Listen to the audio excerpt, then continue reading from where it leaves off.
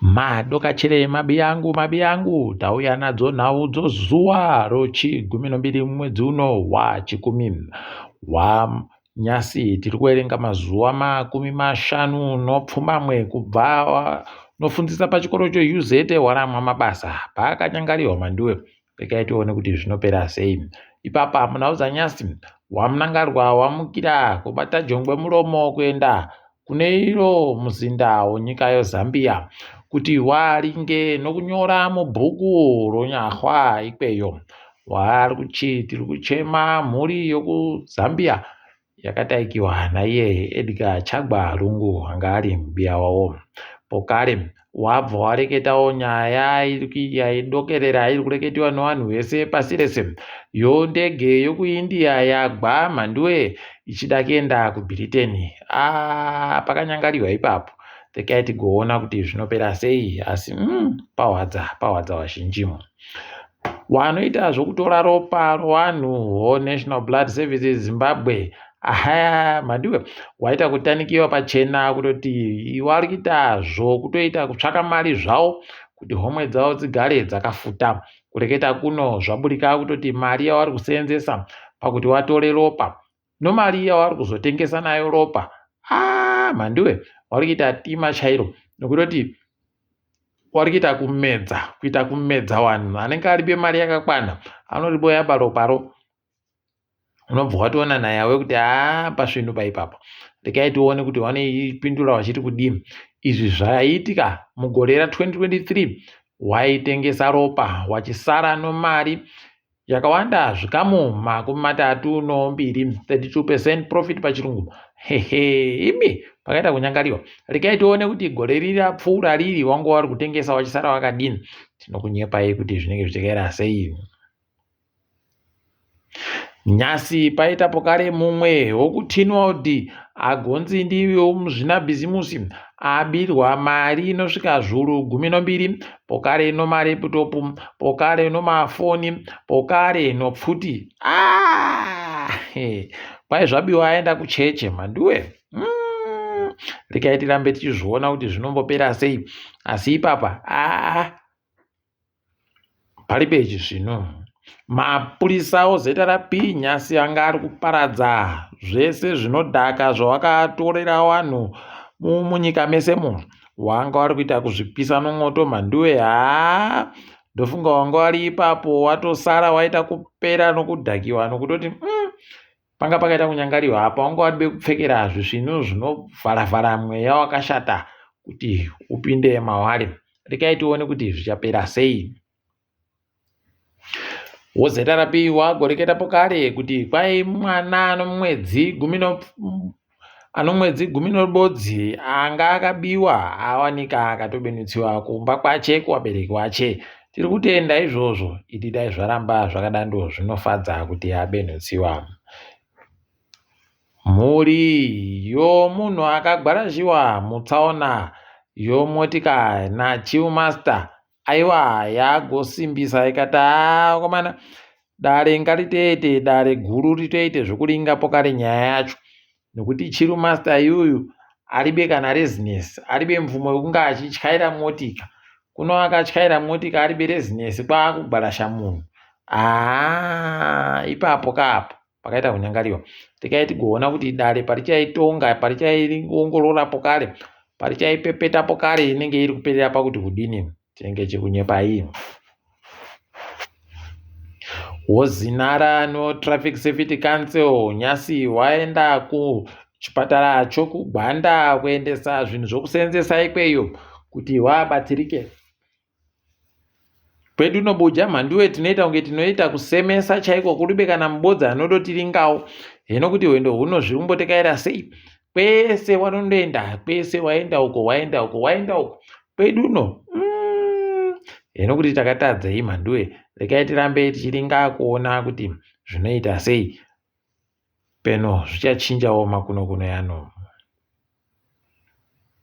Hurumende iya yabenuka pokare yakureketa kuti kwai mugwagwa unobva Bulawayo uchienda Vic Falls wakunhadziriwa pokare.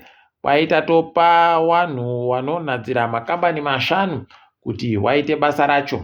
imwe kambani ibodzi ichipuwa makiromita anosvika 50 noibodzi 51 kilometers pachirungu. Rekai tigoona hedu kuti ndizvo chire pokare kuti tiribe kunyepiwa ipapa kuti makambani akapuwa acho ndeapi. Asi tinenge tichindoona kufungidzira kwedu iyo IMC ichapinda ipapo, Beta Brands ichapinda ipapo, naiyo yakare yagara ichindoita iyo migwagwa iyi ichapinda pokare ipapo. Rekai tigoona kuti zvichaitika chire pachaburika mazita acho, tinenge tichizokunyepai. Kuno vamwe kudare reparamende vari kunzi wakagosimudza masoko okuti wakomana ngatiitei tirambidze imbwa dzorudzi rwepitibhuru kuti dzichengetiwe munyika. Rekai tione kuti zvichaitika chire pokare kuti wachazvikona chire zvavari kureketazvo. Wakairambidza idi zvinoita kuti zvinhu zviite zviri nani, asi rekai tigoringa hedu kwainoperera. Varimi vodonje munyika vari kurwadziwa fani inozvakareketiwa nehurumende kuti pamari yavari kupuwa iyoyo yavari kuti ishoma, vari kubva vanzi pokare zvikamu 30 zvemari yacho padhora ribodzi masendi 30 anenge ari kuya ari mazigi. Nyaya inorwadza iyoyo mandiwe. Rekai tigoona hedu kuti vachaiita sei penhuwa nezvimwe zvavachaita kuti zvivarerukire, asi zviri kuramba zvindovarwadza. Izvozvo zvakaita kunyangariwa chaiko. KuSouth Africa kunzvimbo yoAddo kuEastern Cape kuno mumwe wechitatu agwarashiwa anonzi Apology Mandiudza. Zvinorwadza wakomana. Ivo vanoita zvokuti tiri kudaba vanhu kunze ava muSouth Africa vari kuita kunyanya. Rekai tione ipapa kuti zvichapera sei, asi zviri kurwadza kusvino chaiko. Tinondoimba kuti zvireke kugoramba zvienderera mberi, mweya wache ngauzorore murugare. Zifa wari kuti iwo taparura chirongwa chokuti watsigirewo chikwata chomawarriors wese wagoite zvokuchitsigira zvisvinu padande mutande nokupi. Rekai tigoona kuti wanenge wachinyatsa kuita sei. Tinenge tichikunyepai kana pano zvimwe zvawanenge wazoreketa kuti chirongwa chacho wanenge wachichitekaidza nopapi. Toringa hedu dziri kuitika pasi rese. Nyasi uno pasi rese ravhundutsiwa nondege yokuIndia yagwa manduwe ikagwarasha vanhu wese kusiyako mubodzi basi ndiye asara pavanhongo vari mundege wanzi wanosvika 242 242 pachirungu. Pakaita kunyangariwa, tondoti mweya yawo izorore murugare. Ndege yacho indege yorudzi rweBoeing 787 Dreamliner. Rekai tione kuti zvinoperera kupi. Apa kweduno mhuri yekwalungu iri kung'ara yagoti tiri kudaba kuti hurumende nomutungamiriri wehurumende wapinde ipa kuikiwa kwaEdgar Lungu.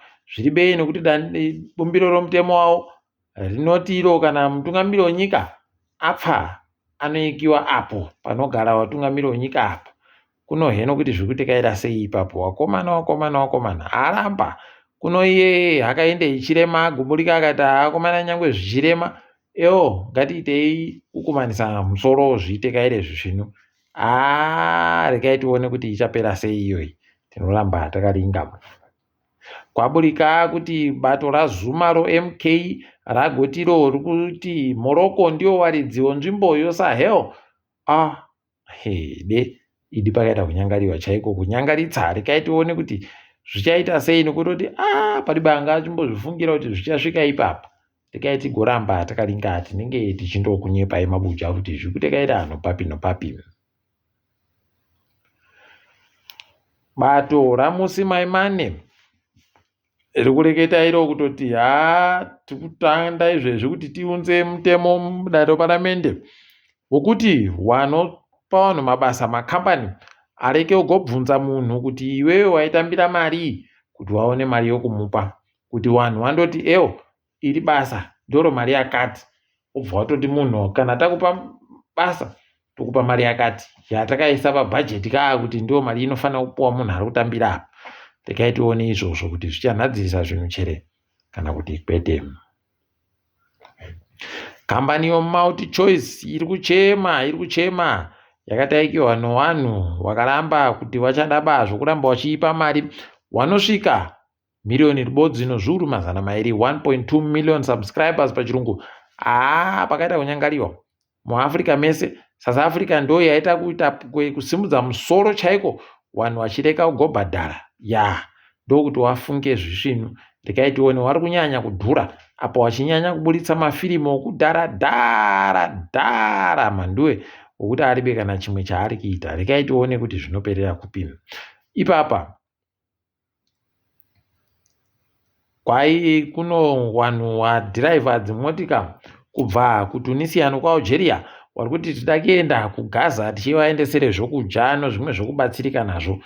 Nokuti vachakusvika chere ikweyo. Vakomana idivi. Regai tirambe takazviringa kuti zvinenge zviina nokupi. Ipapawo pakare kuno vanhu vanzi vari kusvika zviuru 300 chaiwo 300,000 vari kukinya kwaiwa kutoita kupfanonzara kabisira chaiko nokutoti kubva America zvayaramba kuburitsa mari noUSAID pakaita kunyangariwa. Regai tione ipapa kuti zvinosvika kupi zvakadando. Tinenge tichikundokunyepa.